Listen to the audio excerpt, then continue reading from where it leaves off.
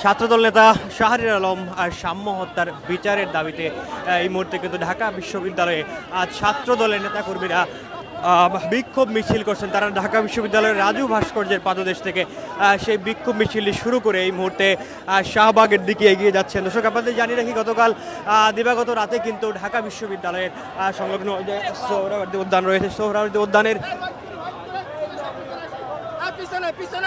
সোহরাওয়ার্দী উদ্যানের গেইটে কিন্তু দুর্বৃত্তদের ছুরিকাঘাতে নিহত হয়েছিলেন শাহরিয়ার আলম সাম্য, এবং তাকে সেই মুহূর্তে ঢাকা মেডিকেল কলেজ হাসপাতালে নিয়ে যাওয়া হলে কর্তব্যরত চিকিৎসকরা তাকে মৃত ঘোষণা করেন।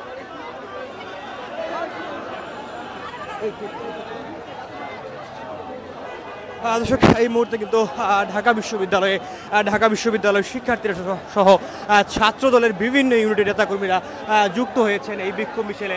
গতকাল রাতেই কিন্তু তারা ঢাকা বিশ্ববিদ্যালয়ে বিক্ষোভ মিছিল করেছিলেন এবং সেখান থেকে তারা বলেছিলেন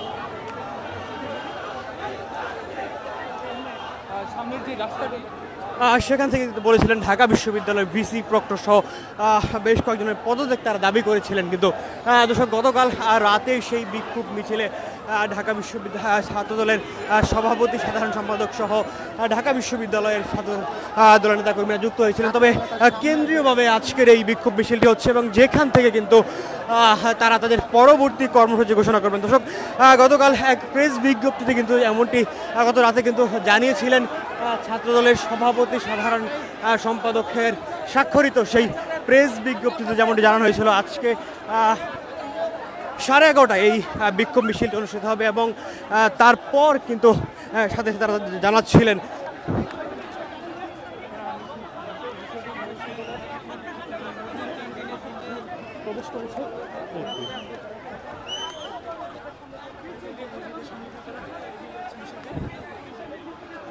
দর্শক, আপনাদের যদি জানিয়ে রাখি, ছাত্রদলের সভাপতি রাকিবুল ইসলাম রাকিব, সাধারণ সম্পাদক নাসির উদ্দিন নাসির, এছাড়াও কিন্তু রয়েছেন ঢাকা বিশ্ববিদ্যালয়ের ছাত্রদলের সভাপতি গণেশ চন্দ্র রায় সাহস সহ কিন্তু ঢাকা বিশ্ববিদ্যালয় এবং বিভিন্ন ইউনিটের ঢাকার বিভিন্ন ইউনিটের নেতৃবৃন্দরাতে রয়েছেন এবং তারা কিন্তু 11টার পর থেকেই এই রাজু ভাস্কর্যের সামনে এসে জড়ো হতে থাকেন। দর্শক, আপনাদের যদি জানিয়ে রাখি, গতকাল সোহরাওয়ার্দী উদ্যানে রাত 12টা নাগাদ কিন্তু দুর্বৃত্তদের ছুরিকাঘাতে নিহত হয়েছেন ছাত্রদলের নেতা সাম্য, এবং তিনি কিন্তু ঢাকা বিশ্ববিদ্যালয়ের স্যার এফ রহমান হলের সাহিত্য এবং প্রকাশনা বিষয়ক সম্পাদক হিসেবে ছিলেন ছাত্রদলের।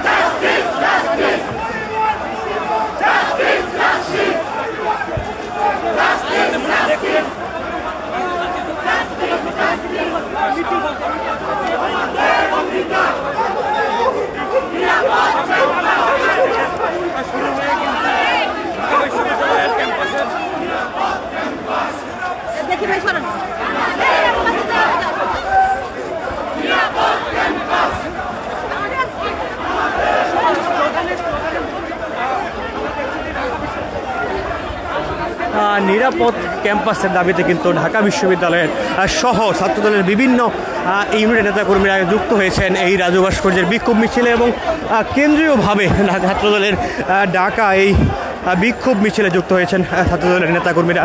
দর্শক, আপনাদের জানিয়ে রাখি, গত রাতে কিন্তু দুর্বৃত্তদের ছুরিকাঘাতে নিহত হয়েছেন ছাত্রদল নেতা সাম্য, এবং তিনি কিন্তু ঢাকা বিশ্ববিদ্যালয়ের স্যার এফ রহমান হলের ছাত্রদলের নেতা ছিলেন। একই সাথে তিনি পড়াশোনা করতেন শিক্ষা ও গবেষণা বিভাগে।